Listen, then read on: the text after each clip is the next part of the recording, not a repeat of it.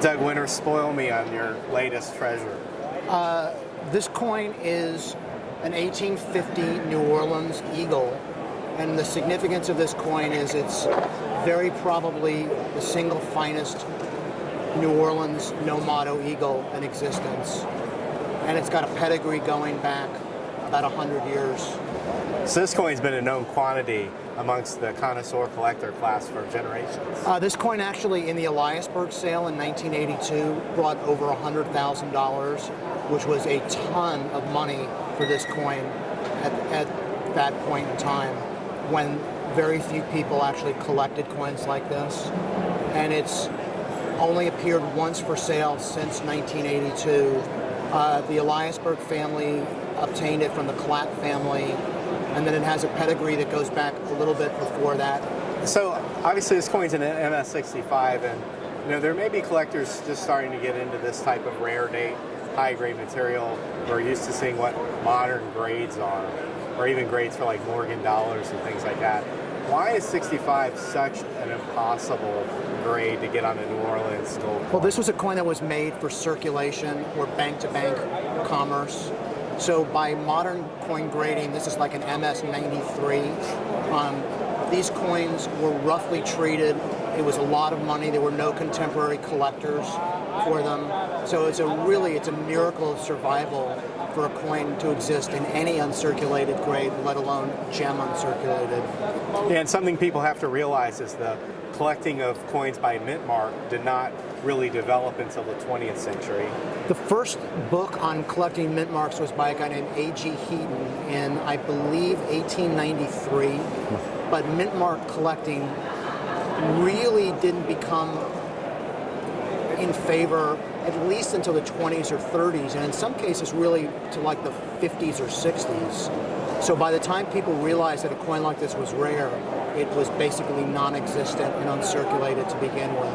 So there's strike one against it. Right. Strike two against it is a lot of 19th century collectors were satisfied with proof coins. So exactly. I mean, considering you could buy a proof coin for very little premium over face value, most great collections of the Chapman brothers and Elder and Mell sold in the 1890s to the 1930s. For an 1850 eagle, they would have put likely, well, probably not a proof because this date is essentially unknown in proof, but they would have probably taken a Philadelphia coin. And there was very little credence placed on mint-mark coins until much more modern generations of collectors. So if that coin brought about 100,000 during the Eliasberg sale, or more than 100,000 then, what's the market value for it today? I just bought this here and I paid over $350,000 for it.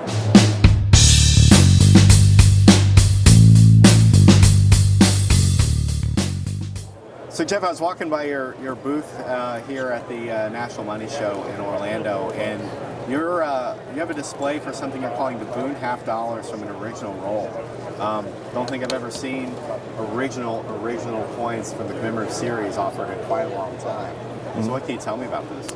Well, this is an extraordinary roll of $50. It's a roll of Boone $50. Now, they really weren't in a tube or a roll per se. They came with original packaging from the fellow's name is Frank Dunn. He's the distributor of the Boone $50. And the packaging they came with when I bought them, the coins were wrapped in individual tissues, and they had the originality of them, so they weren't like stuck in a roll and banged around or anything like that. And that's why the coins were such high quality.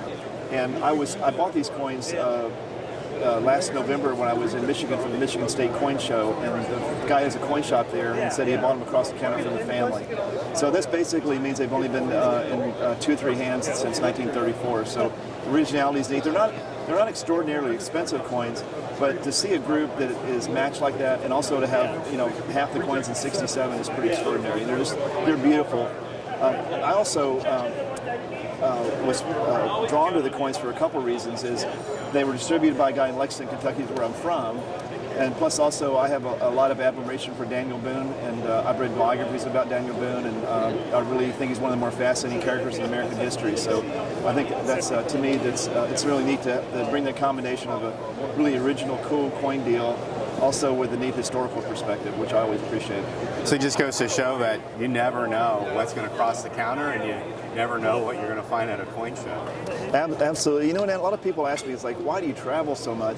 And this is a good example of why I travel so much. If I hadn't gone to the Michigan State Coin Show for that weekend, I wouldn't have run across these coins. So it's like every time I go to a coin show, I'm amazed about what might show up, what you might discover. And in this case, it was something I had a personal connection to because it came from Lexington, Kentucky, and also I like Daniel Boone. One of the interesting things about this lot is it's a mixed state lot. There's 34s and 35s. And when you look at the envelope, it looks like Dunn mailed this on January 26, 1935. Right. So that sort of puts the production date of the 35 coins really early in the year. Yeah, you know, I wouldn't be surprised if they actually made some of them in the 1935s and 1934 because they were making these coins for profit. I'm not sure exactly how that worked. That is a good point about the dates. But you know, and you'll see the guy when he bought his commemoratives, he bought 34s and 35s. So, and he didn't buy some of the D's and S's. So, I guess they had different ways you could buy them. But he clearly had a lot of different coins, and that's what he was distributing on.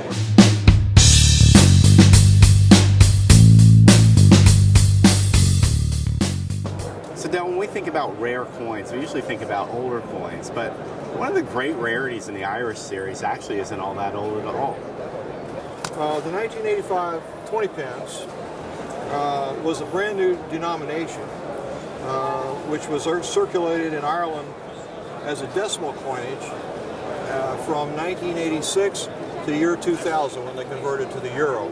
And it resurrected Percy Metcalfe's horse on one side and the Harp of David on the other side, which was struck from 1928 to 1968. And then we have no horse on the Irish coinage until the 20 pence in 1986. And this was going to be a massive circulation issue with for using the machines. About in 1985, since they had to have the year of the issuance be on the coin, in 1985, about 50 pieces were struck and given out to the Ireland Telecom engineers to go around the 21 counties in Ireland and calibrate the machines. And these, of course, were supposed to be returned to the Bank of Ireland, but indeed some of them were probably lost forever, and some of them got returned. But anyway, about 10 are on the market.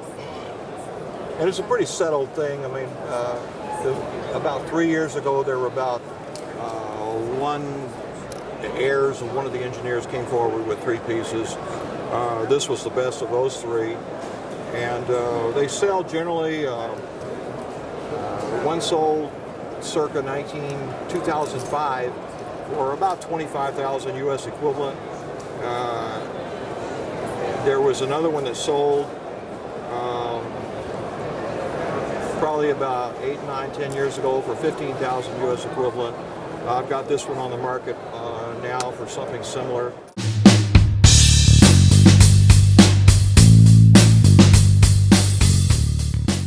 So Gerry, we've been doing cool coins for quite a long time, and sometimes when we feature a coin, they're not all they're cracked up to be, but this one is definitely the exception. Yeah, you use the word cracked up, and I think it's so appropriate for this 1839 pie-shattered upburst dime. This pie-shattered upburst dime is probably the most cracked up dime in all of numismatics. There's only 8 known in this terminal die state. There's an AU55, which was the Arwash plate coin. There's this XF45 PCGS CAC. And then we drop down to goods. There's 4 goods, an AG3, and then a banged up VF20. That's all we know that have survived from this terminal die state. So how does something like this come to be? We really don't know. The dies that were used to strike this coin have 4 distinct die pairings. 2 proofs were struck from these dies. They were removed from the press, and then they come back and strike some business strikes. No cracks. They're removed from the press, and then we see a very different die state with one long die crack through the date up to the middle of Liberty. That coin is probably an R6, R7. And the dies are removed from the press, and then they come back again to produce the terminal die state.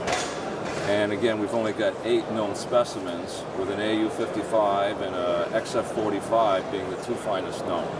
Do we think that these dies might have been improperly stored, or is there any die rust to indicate they might have No, sat there's for no a while? signs of die rust. I think that the obverse die was just improperly annealed and cracked immediately upon usage. And once they saw the crack, they pulled the dies, and for some reason they got back in the press.